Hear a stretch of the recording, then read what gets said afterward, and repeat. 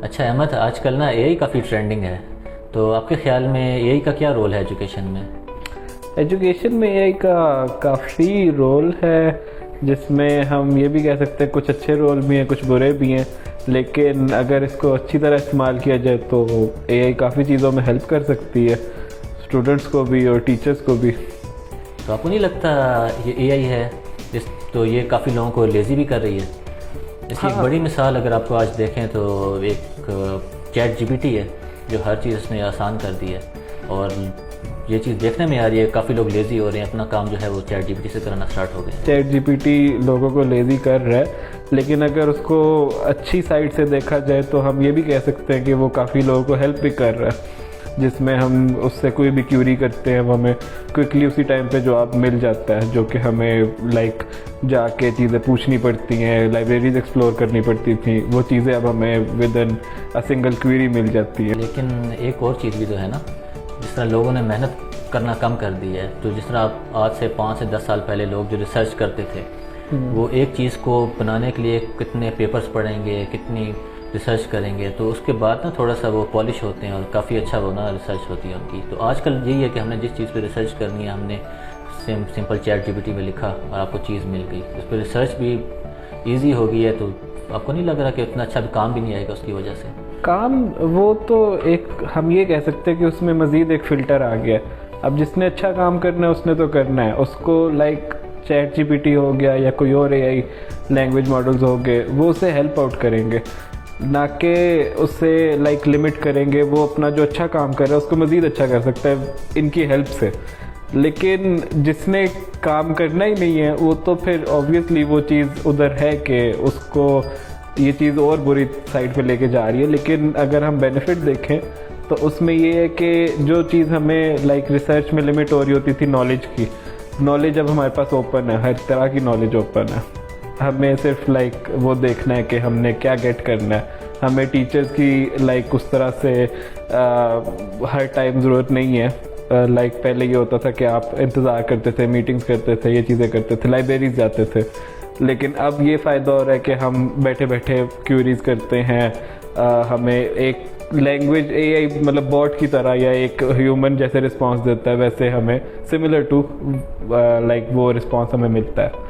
तो उसमें टेक्निकल चीज़ें भी हो सकती हैं हमारी, और भी एस्पेक्ट्स हो सकते हैं जो कि हम अपनी रिसर्च या जो एजुकेशन है उसमें हेल्प आउट कर सकती है हमें ये चीज़। आपकी ठीक है बात एक तरीके से, अगर प्रोफेशनल लाइफ में तो काम करेगा। लेकिन अगर हम इसको स्टूडेंट लाइफ में देखें, बच्चे जिस तरह से होमवर्क कराना स्टार्ट हो गए हैं चैट जीपीटी से, और इस तरह से यानी कि आपको, क्योंकि आजकल कई क्लासेस जो होती हैं ऑनलाइन होती हैं, ठीक है, तो लोग बच्चे अपने असाइनमेंट्स हो गए, होमवर्क हो गए, वो उसके थ्रू कराना स्टार्ट हो गए हैं। और हमने बहुत सी चीज़ें, अगर पिछले दिनों हम 1-2 टीचर्स के बारे में पढ़ा था, वो टीचर्स ये मेंशन कर रहे थे कि हम एक बच्चों से अपना कोई होमवर्क कराते हैं तो वो बड़ा अच्छा लिख के ले आते हैं, लेकिन जब हमसे पूछते हैं उन्होंने लिखा कि हमको पता ही नहीं होता, तो हमें आइडिया हो जाता है कि ये मेहनत नहीं कर रहे, सारा कुछ जो है ये इस तरह की एआई के टूल से ना अपने होमवर्क वगैरह करा रहे हैं। हाँ, ये चीज़ है कि ये स्टूडेंट्स पे बहुत बैड इफेक्ट आया है इस चीज़ का, कि पूरा आप इवन के आप होमवर्क कॉपी करते हो उधर तो आपको उसका सोल्यूशन मिल जाता है। ये चीज़ भी लोग कर रहे हैं। लेकिन इसमें फिर ये है कि जो हमारे एजुकेशन इंस्टीट्यूट्स हैं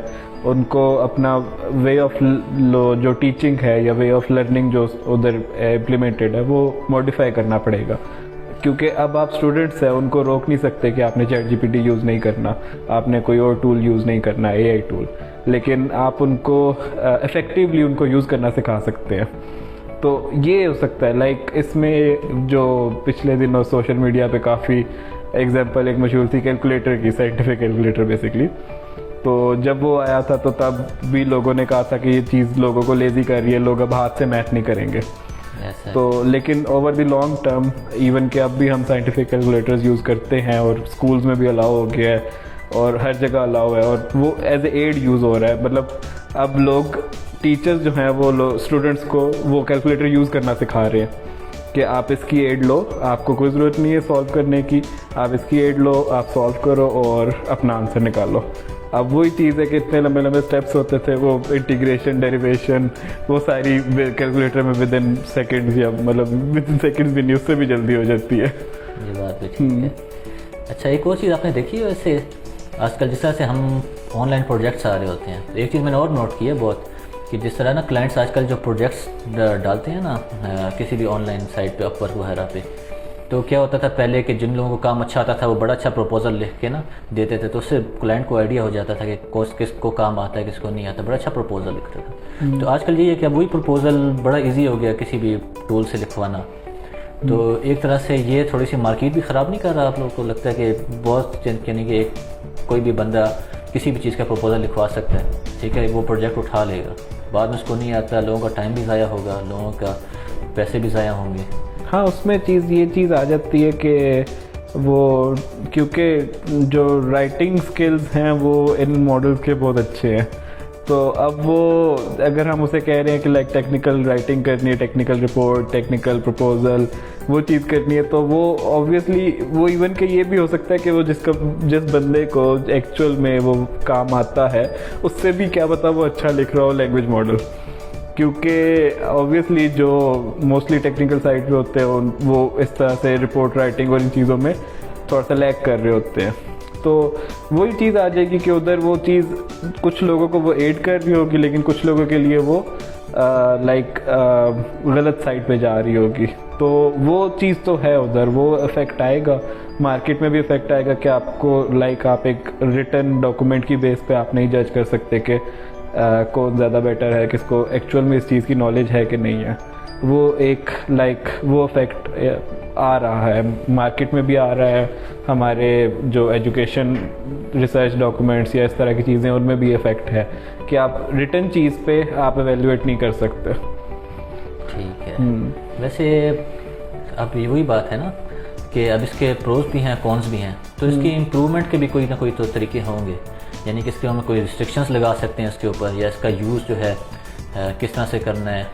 तो आपके क्या ख्याल में, अगर जिस तरह के इसके जो हमारे पास प्रोज तो हैं, लेकिन जो हमारे पास प्रॉब्लम्स आ रही हैं उसको किस तरह से सॉल्व कर सकते हैं, इसका मिसयूज़ किस तरह हम कम कर सकते हैं? देखिए, मिसयूज़ जो भी कोई चीज़ आती है जो कि काइंड ऑफ लाइफ चेंजिंग होती है या टेक्निकल एडवांसमेंट में आ जाती है, उसके प्रोज एंड कॉन्स होते हैं। तो अब हमें देखना है कि हम उसके अराउंड अपना लाइफस्टाइल, अपनी जो टेक्नोलॉजी या अपना जो सारा हमारा एनवायरनमेंट है वो कैसे बिल्ड करते हैं उसके अराउंड। तो वो हमारे पे कि हम उसकी प्रोज की तरफ जा रहे हैं, कॉन्स की तरफ जा रहे हैं, तो वो टोटली हमारे ऊपर डिपेंडेंट है। हम उसका बेनिफिशियल यूज़ भी कर सकते हैं, जिसमें एक एग्जांपल वही थी कि हम स्टूडेंट्स को एज एडिंग मटेरियल दें कि यूज़ करो ये मॉडल, इससे अच्छा काम निकाल के दो। ये नहीं कि हम रिस्ट्रिक्ट करें और फिर उनको कहें कि अच्छा काम निकाल के दो और पता चले वो पीछे कहीं बैक एंड पे वो फिर वो यूज़ करके और वही काम अच्छा लेके आ रहे हैं। तो रिस्ट्रिक्शंस लगाई जा सकती है, लेकिन रिस्ट्रिक्शंस क्योंकि अब एक एरा जो चल रहा है उसमें नॉलेज लिमिटेड नहीं है, रिसोर्सेज लिमिटेड नहीं है, तो आप कहाँ किस लेवल तक रिस्ट्रिक्शंस लगाएंगे, प्रॉब्लम ये है। ये बात भी है। तो अगर ओवरऑल हम इसको जज किया जाए, तो अगर हम जिस डिस्कशन में भी और ओवरऑल इसका भी इम्पैक्ट देखें, तो मेरा तो ख्याल है, आपका भी यही ख्याल होगा कि इसके कॉन्स भी हैं लेकिन बेनिफिट्स ज़्यादा हैं इसके। मेरे ख्याल से भी हम ये कह सकते हैं कि हमें अपने आप को देखना पड़ेगा यूज़ कैसे करना है, लेकिन ऑब्वियसली एक टेक्निकल एडवांसमेंट है, तो और वो मोस्टली टेक्निकल एडवांसमेंट्स किसी अच्छे पॉइंट ऑफ व्यू से ही होती हैं, बाद में उसके कॉन्स निकलते हैं, क्योंकि वो लोग उस साइड पे जा रहे होते हैं कि इम्प्रूवमेंट्स करनी है, फिर पता चलता है कि इतनी हद तक पहुंच गए कि अब इसके कॉन्स भी आ रहे हैं। तो वो चीज़ें हैं कि हमें खुद से देखना है कि हम इसको किस तरह से इफ़ेक्टिवली यूज़ करते हैं। इवन के किसी भी डोमेन में, एजुकेशन हो गई, हमारी ये टेक्निकल साइड हो गई, किसी भी डोमेन में हम इसको किस तरह से इफ़ेक्टिवली यूज़ कर सकते हैं। यानी कि समरी यही है इस चीज़ की कि हमने खुद ही देखना है कि हमने सब प्रॉपर्ली किस तरह यूज़ करना है। मेरे ख्याल से तो यही चीज़ है।